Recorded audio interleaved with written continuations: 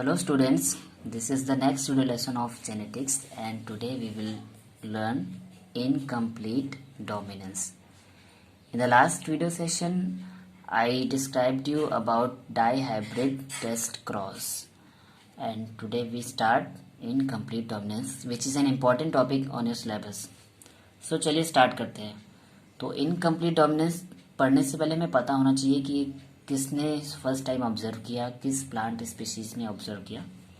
So it was first discovered by Correns in Mirabilis jalapa which is commonly called as 4 o'clock plant और गुलेबांस. इसका जो common name है वो 4 o'clock plant या गुलेबांस भी है. अब इसमें जो हमें ट्रेड्स मिली हैं वो तीन ट्रेड मिली हैं, एक तो रेड, एक वाइट और एक पिंक. ये जो पिंक ट्रेड है यही इसकी इनकम्प्लीट डोमिनेंस की वजह से जनरेट हुई ट्रेट है. तो इस क्रॉस में कॉरेंस ने क्या किया था कि दो ट्रेट ले ली थी. एक तो हमारी डोमिनेंट ट्रेट थी वो रेड फ्लावर वाली थी और उसका क्रॉस करा दिया था रिसेसिव ट्रेट से जो कि वाइट फ्लावर वाली थी. ओके, अब रेड फ्लावर के लिए हमारे पास जो जीन है वो कैपिटल आर और वाइट के लिए स्मॉल आर.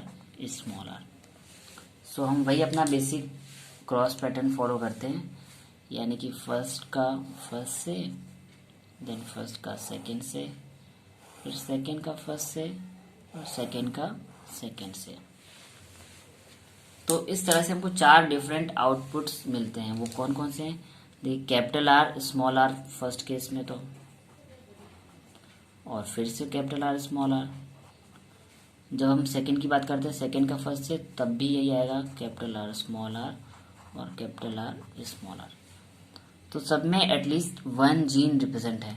बट यहाँ इस आउटपुट आने के बाद जो फैक्ट देखने को मिलता है वो ये मिलता है कि भाई डोमिनेंट कैरेक्टर है, एक डोमिनेंट ट्रेट प्रेजेंट है, यानी कि हम डोमिनेंट कैरेक्टर को कंसीडर कर लेते हैं. बट इस क्रॉस के बाद जो हमको आउटपुट मिले कि हमारे के सारे जो प्लांट्स थे all of them were of pink colour. Means ये कि सारे के सारे जो प्लांट हैं वो पिंक कलर के थे. अब पिंक कलर होने का मतलब हुआ कि डोमिनेंट कैरेक्टर रेड ने अपने आप को एक्सप्रेस तो किया बट कुछ पोर्शन वाइट का भी इसमें आ गया. मीन्स जो रेड कलर है वो अपने आप को कम्प्लीटली एक्सप्रेस नहीं कर पाया. सो यही हम बोलते हैं कि in case of incomplete dominance the dominant character is unable to express itself completely. ये अपने आप को कम्प्लीटली एक्सप्रेस नहीं कर पाता.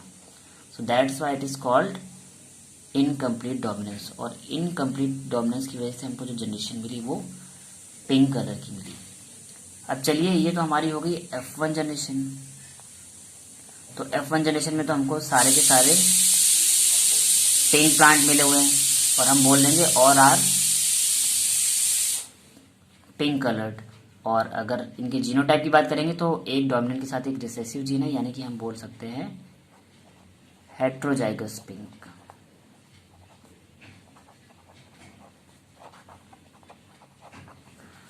अब बात करते हैं इनके F2 जनरेशन की, यानी कि जैसे कि हम लॉ ऑफ सेग्रीगेशन वाला मेथड अप्लाई करते हैं और इनकी जो F1 जनरेशन है इनका सेल्फ क्रॉस करा देते हैं. यानी कि ये F1 जनरेशन है, इन्हीं के मेंबर्स का आपस में अगर क्रॉस करा दें, capital R small R versus capital R small R. तो अब इस केस में क्या होगा, फिर से हम अपना क्रॉस अप्लाई करें. फर्स्ट का फर्स्ट से, देन फर्स्ट का सेकंड से, सेकंड का फर्स्ट से और सेकंड का सेकंड से. सो इस बार हमको जो 4 डिफरेंट आउटपुट्स मिलेंगे वो कौन कौन से हैं? तो कैपिटल आर फर्स्ट केस में, फिर कैपिटल आर के साथ स्मॉल आर, फिर स्मॉल आर और कैपिटल आर. मीन्स इसको भी हम कैपिटल आर और स्मॉल आर लिख देंगे और लास्ट में स्मॉल आर. तो जब F2 जनरेशन मिली तो F2 जनरेशन में हम देख सकते हैं कि यहाँ पर ये जो 2 प्लांट हैं कैपिटल आर स्मॉल आर वाले, तो फिनोटिपिकली देखा जाए तो ये पिंक हैं 2, और ये जो स्मॉल आर वाला है ये तो कम्प्लीटली वाइट हो गया. और जिनमें दोनों कैपिटल आर प्रेजेंट हैं वो हो गए रेड. मीन्स कैरेक्टर तो सेपरेट हुए but we find 3 different trait, एक प्योर डोमिनेंट, एक प्योर रिसेसिव और एक आगे हमारे 2 के रेशियो में, ये 1:2:1, और ये जो 2 के रेशियो में आई है वो ट्रेट हमारी कौन सी है, वो ट्रेट हमारी है incomplete dominant trait which is of colour pink. तो ये जो पिंक कलर डेवलप हुआ है वो इनकम्प्लीट डोमिनेंस की वजह से ही हुआ है। और अगर आप ऐसे ही तो आप चेकर बोर्ड से भी सेम ट्रिक अपना सकते हैं। चेकर बोर्ड में भी अगर हम इसको अप्लाई कर देंगे तब भी हमको सेम पैटर्न मिलने वाले हैं।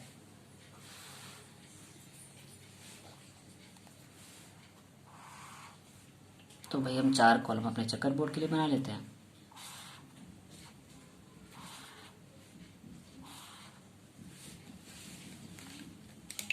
और यहाँ पर कैपिटल आर स्मॉल आर यहाँ कर लिया और कैपिटल आर स्मॉल आर यहाँ पे फिक्सअप कर लेते हैं।